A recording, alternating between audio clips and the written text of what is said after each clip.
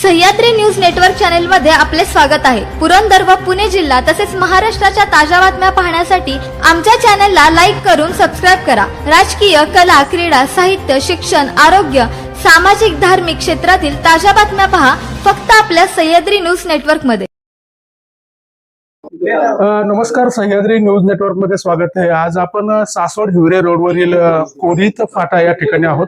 या ठिकाणी गेल्या काही दिवसापासून सासवड शहरामध्ये गॅस पुरवठ्याची टंचाई जाणवत असताना या ठिकाणी एका घरामध्ये गॅस रिफिलिंग म्हणजे मोठ्या गॅसमधनं बारक्या गॅसमध्ये टाकीमध्ये गॅस भरण्याचा एक अवैध काम या ठिकाणी चाललेलं होतं। या प्रसंगी सासवड पोलीस स्टेशनचे अधिकारी, कर्मचारी तसेच पुरवठा विभागाचे सर्व अधिकारी या ठिकाणी त्यांनी छापा घालून या ठिकाणी काही टाक्या जप्त केलेल्या आहेत।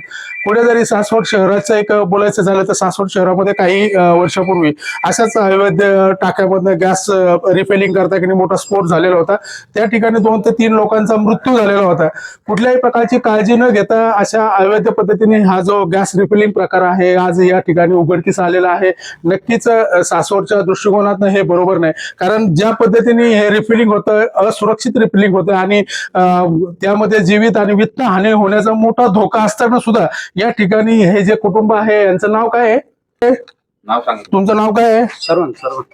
तुम्ही क्या कर रहे थे आप मराठी समझते आपको? हाँ। क्या कर रहे थे आप? नहीं, कर कुछ नहीं रहे थे, इधर ही खड़ा ही था। खड़ा ये क्यों आए फिर अधिकारी पर कर्मचारी क्यों आए हैं इधर? नहीं आए अभी, क्या मालूम टेम्पो इधर गया, ये खड़ा ही था, सॉल्व नहीं हो रहा था। आप गैस रिफिलिंग करते हैं, हाँ। ऐसा जो काम कर रहे हैं आपको नहीं लगता ये बहुत गलत काम है? उसके वजह से लोगों की जान जा सकती है, आपको मालूम नहीं है? ऐसा क्यों कर रहे हैं आप? गाड़ी के अंदर ही था। अंदर ही नहीं, आप जो काम कर रहे हैं आपको उसकी सजाई मिलेगी, लेकिन ये जो हा जो प्रकार आहे तो सासवड पोलीस स्टेशन आणि पुरवठा पुरंदर विभाग यांच्या वतीने हा छापा घालण्यात आलेला आहे। आणि ह्या घरामध्ये आज जवळपास 2 गाड्या जप्त केलेल्या आहेत। या गाडीमध्ये सुद्धा टाक्या आहेत। या गाडीमध्ये सर्वसाधारणपणे अशा पद्धतीच्या टाक्या आहेत, ह्या भरलेल्या टाक्या आहेत। जो लोकांना सासवड शहरामध्ये विविध व्यावसायिक असताना त्यांना टाक्या मिळत नाही, परंतु या लोकांना कुठेतरी चुकीच्या पद्धतीने 2 नंबर पद्धतीने यांना टाक्या कशा मिळतात ह्यांनी केलेला हा जो प्रकार आहे, त्यांना माहिती असतं की मी हा प्रकार जर करत असतील तर त्याच्यावर वचक कोणाचा आहे, हा जो मलिदा कोण खाते, हा एक संशोधनाचा भाग आहे।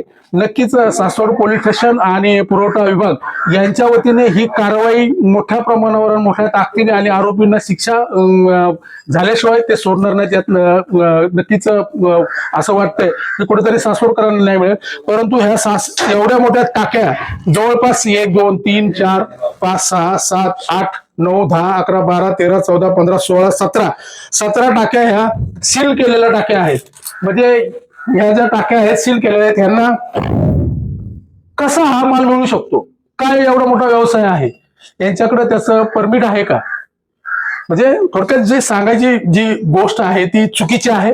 ही जी परिस्थिती चाललेली आहे आज नक्कीच सासवडकरांना थोडासा हायसा वाटेल, कारण या ठिकाणी जो अवैध साठा पकडलेला आहे यामध्ये त्यांच्यावर कडक कारवाई होईल यात शंका नाही। आपण पाहतात सह्याद्री न्यूज नेटवर्क। आमच्या चॅनलला लाईक करून सबस्क्राईब करायला विसरू नका। धन्यवाद। उद्योग करते ते लोकांना गॅस मिळणार आणि रिफिलिंग चाललंय